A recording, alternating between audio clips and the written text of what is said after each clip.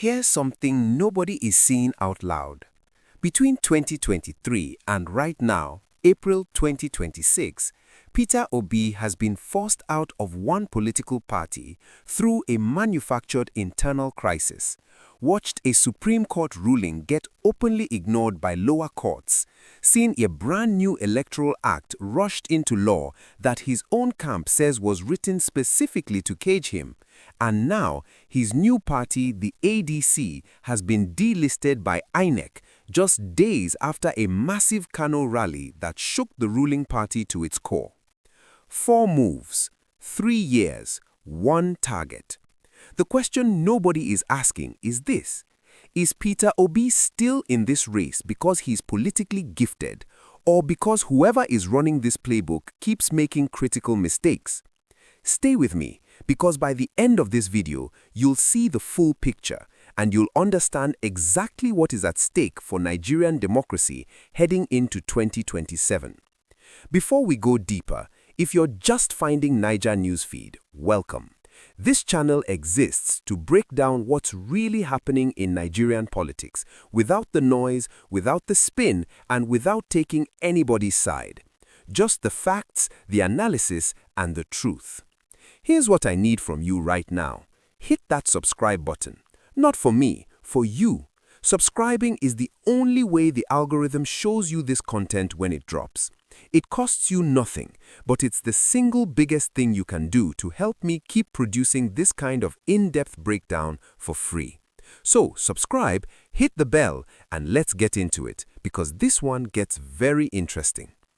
Let me give you the foundation, because this story has layers. It starts in 2023. Peter Obi runs for president on the Labour Party platform. He comes third officially, but he generates the kind of grassroots energy Nigeria hasn't seen in decades, what became known as the obedient movement. He disputes the result in court. The court rules against him, but his political profile is now massive. Here's where the game starts. Almost immediately after that election, the Labour Party begins falling apart from the inside. A bitter leadership crisis erupts between the national chairman, Julius Abure, and other factions. Allegations of financial mismanagement run into billions of naira. Courts start issuing conflicting rulings about who actually controls the party. Every time Obi tries to stabilize things, a new crisis surfaces. Then, in April 2025, the Supreme Court of Nigeria makes a definitive ruling on the Labour Party's leadership. And here's where it gets extraordinary. Lower courts continue issuing orders that effectively ignore that Supreme Court ruling. Obi's camp says that's not a coincidence. They say it's a deliberate strategy. On December 31, 2025, New Year's Eve, Obi exits the Labour Party. He calls it a decision guided by patriotism. His critics call him a wandering politician. He moves to the African Democratic Congress, the ADC, a coalition that includes some serious political heavyweights.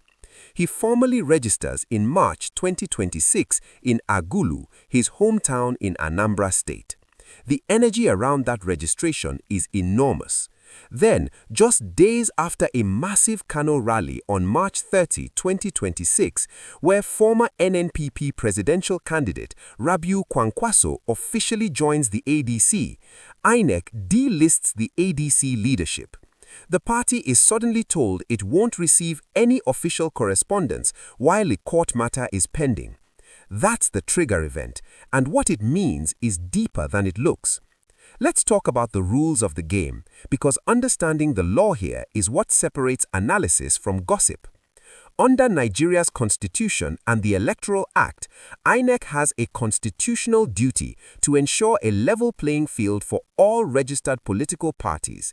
That's not optional, it's a core obligation of the Commission. Now, the Electoral Act, specifically the version that was amended in 2026, contains defined timelines that political parties must follow to field candidates. We're talking about a mandatory 21-day notice period for certain processes, submission windows for candidate documentation, and internal party primary requirements. These deadlines are fixed. Miss them, and your party cannot field candidates. Here's the problem.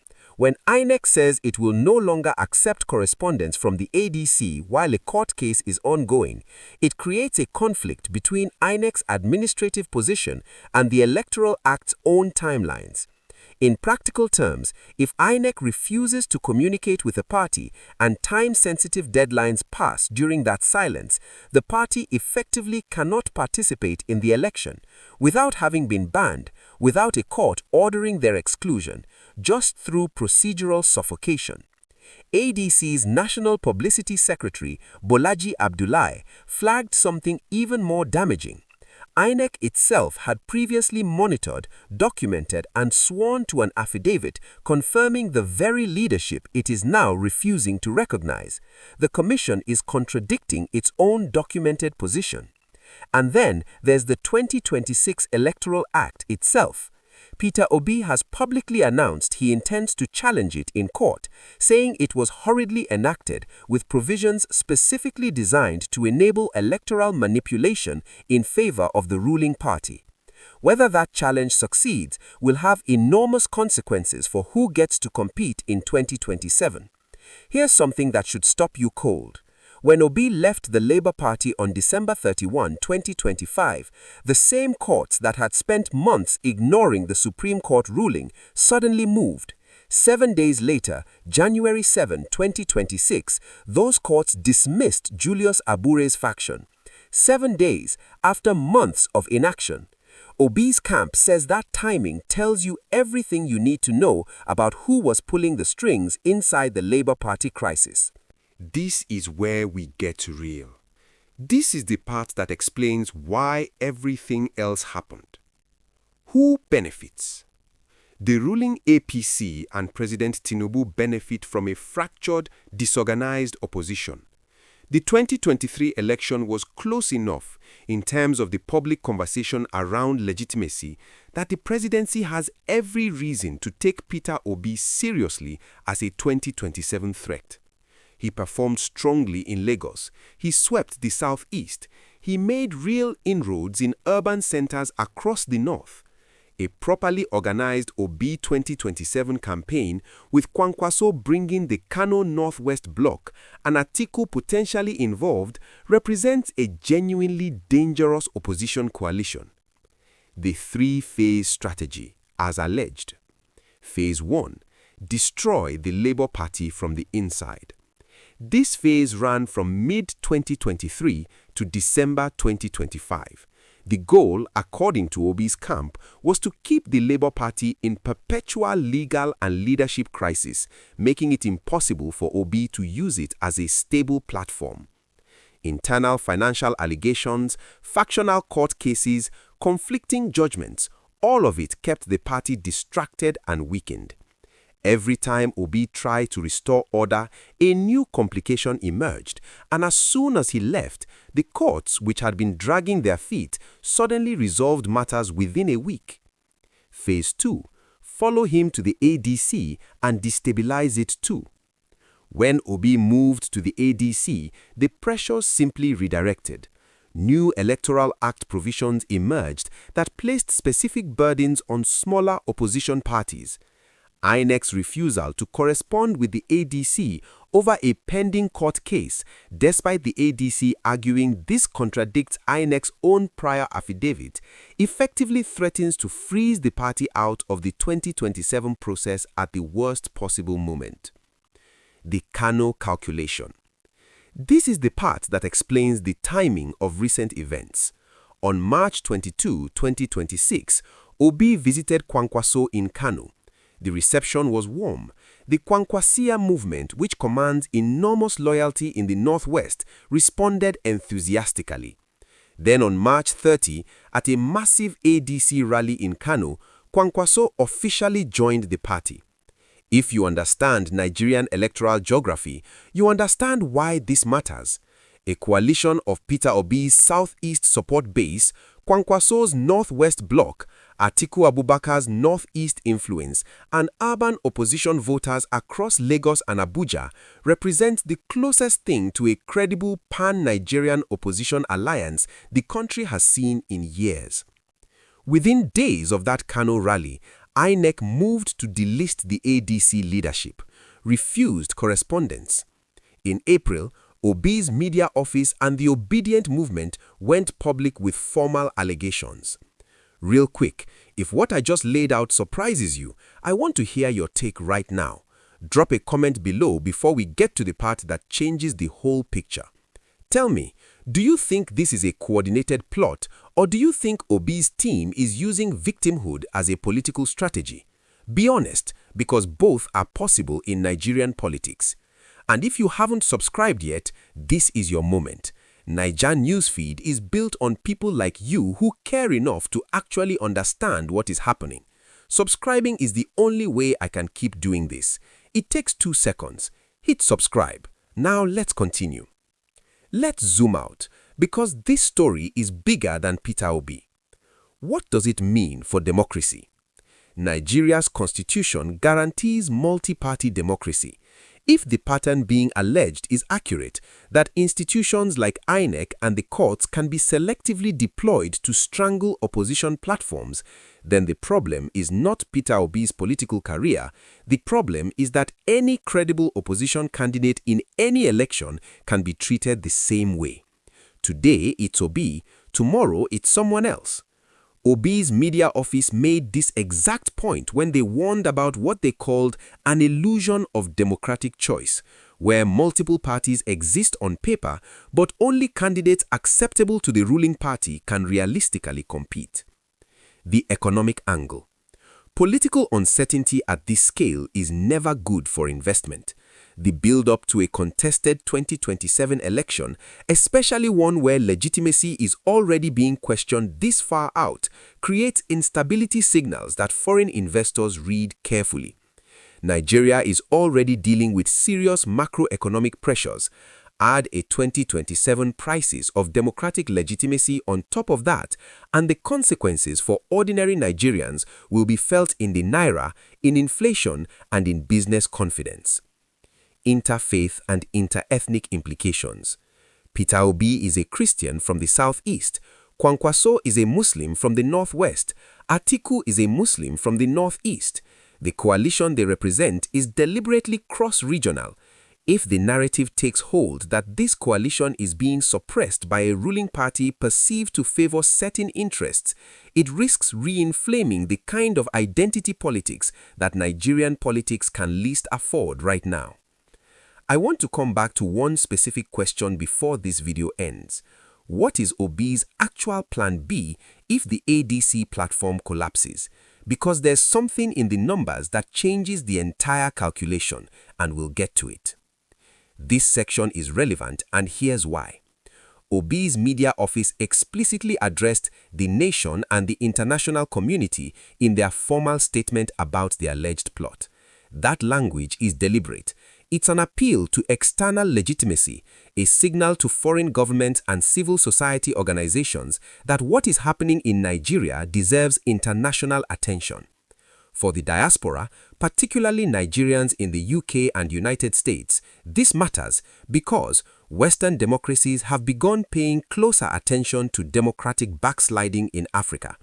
The US State Department and the UK Foreign Office both commented on the conduct of Nigeria's 2023 elections, a 2027 election where a major opposition candidate is prevented from standing through institutional maneuvering would draw intense scrutiny. The diaspora vote is not yet in play. Nigeria doesn't have an overseas voting mechanism, but diaspora remittances pump enormous amounts of foreign exchange into the Nigerian economy. The political climate affects diaspora confidence. There is also a broader pattern here that connects to what's happening across the continent, from West Africa to East Africa, where incumbents are using legal and institutional tools rather than outright military means to consolidate power. Nigeria, as Africa's most populous nation, sets a precedent. What is tolerated here echoes across the continent. Let me still man the other side. Because intellectual honesty demands it. The APC's position. The ruling party says it has no involvement in Peter Obi's problems. Their argument is essentially this: Obi keeps changing parties. He left the PDP for Labour in 2022, and now he's left Labour for the ADC. Maybe the problem isn't a conspiracy. Maybe the problem is that Obi hasn't built genuine party structures and relies too heavily on personal popularity. Party crises, they argue, are internal matters. Is that argument credible? Partially. It is true that parties with weak internal structures are more vulnerable to factional crises. The Labour Party did have genuine internal disagreements, and not every court order against Obi's preferred faction is automatically evidence of state interference. Where does it fall apart? The timing problem is hard to explain away. A Supreme Court ruling that lower courts ignored for months resolved within 7 days of Obi leaving the party. INEC refusing to correspond with the ADC days after a Cano rally that represented the most credible North-South opposition alliance in years. These aren't random coincidences. They follow a pattern that consistently disadvantages Obi at moments of maximum political momentum. The misconception I keep hearing. Some people say this is just Obi playing the victim card, that he's using the persecution narrative to generate sympathy. That's a fair question to ask, but the formal statement from ADC with documentary evidence, including certified INEC records and attendance logs, suggests this is more than rhetoric. Real institutions are making real decisions with real consequences for who gets to run in 2027. Think about this. INEC swore an affidavit confirming the ADC leadership and is now acting in a way that contradicts that same affidavit. That's not a gray area. That's an institution contradicting its own sworn legal statement. Whatever your politics, that should concern you. What happens next? Here's what I'm watching. Most likely next moves. 1. Legal challenge to the Electoral Act 2026. Obi has already announced this. The court battle will be critical. If it succeeds and certain provisions are struck down, it levels the playing field. If it fails, the ADC and other opposition parties are locked into a severely disadvantaged framework. 2. ADC will push hard for INEC to reverse its position. ADC youths have already issued a 72-hour ultimatum to INEC. Whether INEC responds or continues its silence will be a major signal. 3. Watch the Northwest. Kwankwaso's formal entry into ADC is the piece that makes the ruling party most nervous. His base is enormous, disciplined, and geographically concentrated. If his alliance holds and deepens, the 2027 map becomes genuinely competitive. Signals that things are escalating. Further legislative amendments targeting opposition parties. Additional court orders affecting ADC's ability to operate. Any attempt to pressure Kwankwaso back out of the coalition. International observers beginning to formally comment on Nigerian electoral conditions. Best case scenario. Obi's legal challenge to the Electoral Act 2026 succeeds. INEC reverses its position on the ADC. The opposition coalition consolidates around a clear candidate and clear platform. Nigeria gets a genuinely competitive 2027. Worst case scenario. The ADC is tied up in court through the critical registration and primary windows. INEC's procedural non-engagement effectively freezes the party out. Obi ends up not getting on the ballot, not because a court banned him, but because the administrative infrastructure to support his candidacy was strangled step by step. Long-term impact if nothing changes. Nigeria's democratic institutions lose credibility. Opposition politics becomes performative rather than real. Voter apathy deepens, especially among young people who mobilized in 2023 and watched their candidate not reach power. That's not just a political problem, that's a generational problem. Here's the long game that nobody is talking about. If Obi is successfully blocked from the 2027 ballot, the obedient movement doesn't disappear, it radicalizes. What you saw as a peaceful civic movement in 2023 becomes something angrier, more frustrated, and less willing to work within institutions. History shows us what happens when large youth movements lose faith in electoral politics. Nobody wins in that scenario. Let me bring this home. I opened this video by asking you whether Peter Obi is still in this race because he's politically gifted or because whoever is running this playbook keeps making mistakes. Here's my honest assessment. It's both. Obi has shown political resilience that few Nigerian politicians have matched. Every time a door closes on him, he has moved, from PDP to Labour, from Labour to ADC, and each time he's brought a significant portion of his support base with him. That's not luck, that's political capital. But the alleged playbook against him has also been sloppy in crucial ways. The 7-day court reversal after he left Labour was too obvious. INEC refusing to correspond with ADC is legally and reputationally expensive. The timing of moves immediately after political breakthroughs has been too consistent to be invisible. Now, let me resolve the open loop I left you with earlier. What is Obi's plan B if the ADC platform collapses? The answer is in Anambra. He told supporters at his ADC registration that the Southeast geopolitical zone is working as a family and that notable figures across the zone are aligned. With 2.8 million registered voters in Anambra alone and Southeast Bloc solidarity rarely seen before, his political base remains largely intact even if the ADC platform is compromised. The platform question is serious, but the movement underneath it is harder to kill. The real question for 2027 is not whether Obi survives, it's whether Nigeria's democratic institutions do. Now, I want your take. Do you think this is a full coordinated plot, a partial one, or is Obi's team weaponizing a legitimate crisis for sympathy? Drop it in the comments. I read every single one. If this breakdown gave you clarity on what's really going on in Nigeria right now, do me a genuine favor. Share this video with one person who needs to understand what's at stake heading into 2027. Not for views, because this information matters, and most Nigerians are not getting this level of analysis anywhere else for free. Hit the like button, and if you're not yet subscribed to Naija Newsfeed, subscribing is honestly the only way you can help me keep doing this.